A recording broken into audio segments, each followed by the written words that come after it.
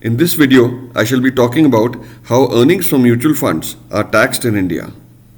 Apart from a brief introduction, I shall be covering the following topics.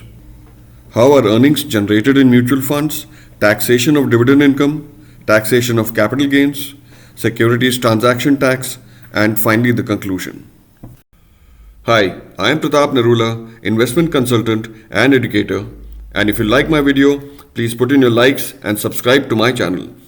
Also, ring that bell to get all future notifications from this channel and put in your feedbacks and comments. Further, put in your questions in the comment box and I shall get back to you on the same. Moving on from where we left off, profits gained from investment in mutual funds are subject to taxation like any other asset class of investments. So before investing in mutual funds, you should clearly understand how your returns are being taxed. Learning about mutual fund taxation will help you plan your investments accordingly to save on the entire tax outgo. Moreover, you can also avail of tax deductions in certain cases. So make sure to stay aware of the tax on mutual fund rules while investing in it. Next, we come to how are earnings generated from mutual funds. Investors earn returns from mutual funds either through capital gains or dividend income. Let's get some clarity on what they are and how they differ. A capital gain is the profit realized by investors if the selling price of the security held by them is greater than the purchase price. In simple terms, capital gains are realized due to the appreciation in the price or the NAV of the mutual fund units. However, an important thing to note is that capital gains are only realized when the mutual fund units are redeemed. Hence, it's only at the time of redemption that the mutual fund capital gains tax accrues and will need to be paid when the income tax returns are filed in the coming financial year. Dividends are another way that mutual fund investors can earn income from a fund. The mutual fund declares dividends based on the distributable surplus it has accumulated. Dividends are distributed at the fund's discretion and become taxable as soon as they are paid out to the investors. Both dividends and capital gains are taxable in the hands of investors of mutual funds. First, let's look at how dividends are taxed in the hands of the investor. Previously, dividends were tax-free in the hands of investors as the companies paid dividend distribution tax before sharing their profits with investors in the form of dividends.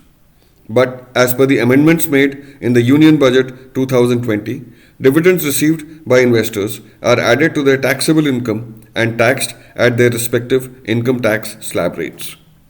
Also, as per the changed rules, when the mutual fund distributes the dividend to its investors, the asset management company or the AMC must deduct 10% TDS if the total dividend paid to an investor exceeds 5,000 during a financial year. When you pay your taxes, you can claim the 10% TDS that has already been deducted by the AMC and only pay the balance. Next, we come to the taxation of capital gains. The taxation rate of capital gains of mutual funds is decided by two factors. One, the investor's holding period, and two, the type of mutual fund. The investor's holding period is the duration for which the mutual fund units were held by an investor. In simple words, the holding period is the time between the date of the purchase and sale of mutual fund units. Capital gains based on holding period are categorized as follows. Capital gains on equity funds or equity-oriented hybrid funds held for a period less than 12 months are categorized as short-term capital gains, and for a period greater than that are categorized as long-term capital gains. Similarly, capital gains on debt funds or debt-oriented hybrid funds held for a period less than 36 months are categorized as short-term capital gains, and for a period greater than that are categorized as long-term capital gains. The short-term and long-term capital gains offered by mutual funds are taxed at different rates. Now, coming to the second factor, the type of mutual fund. There are three broad categories of mutual funds for the purpose of taxation: equity funds, debt funds, and hybrid funds. Let's start with taxation of capital gains of equity funds. Equity funds are those mutual funds whose portfolio's equity exposure exceeds 65%. Now, as per the holding period rules, capital gains are either short-term capital gains or long-term capital gains.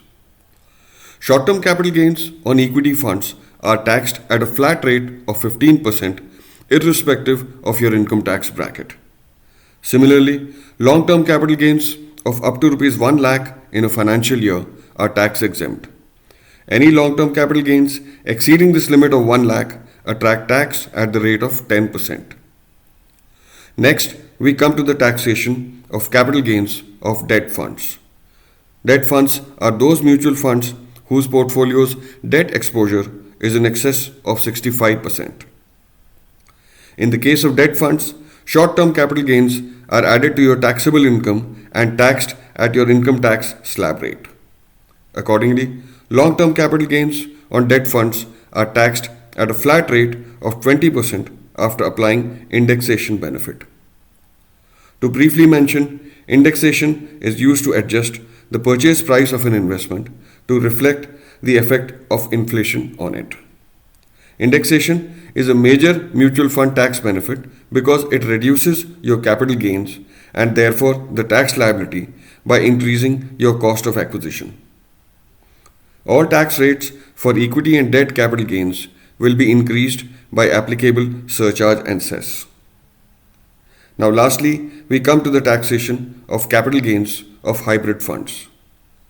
The rate of taxation of capital gains on hybrid or balanced funds is dependent on the equity exposure of the portfolio. If the equity exposure exceeds 65%, then the fund scheme is taxed like an equity fund. If not, then the rules of taxation of debt funds apply. Therefore, it is essential to know the equity exposure of the hybrid scheme you are investing in. If not, then you might be in for a nasty surprise on redemption of your fund units. Apart from the tax on dividends and capital gains, there is another tax called the Securities Transaction Tax or STT. An STT of 0.001% is levied by the government when you decide to sell mutual fund units of an equity fund or an equity-oriented hybrid fund. There is no STT on the sale of debt fund units. I would like to conclude by saying that the longer you hold on to your mutual fund units, the more tax efficient they become. The tax on long-term capital gains is comparatively lower than the tax on short-term gains. The taxability of mutual funds isn't as complicated as one might think. Mutual funds taxation is essentially arrived at from the investor holding period and whether the scheme is equity or debt oriented. I hope this video puts you in a much better perspective as far as mutual fund taxation in India is concerned. Thank you for watching and please put in your likes and subscribe to my channel.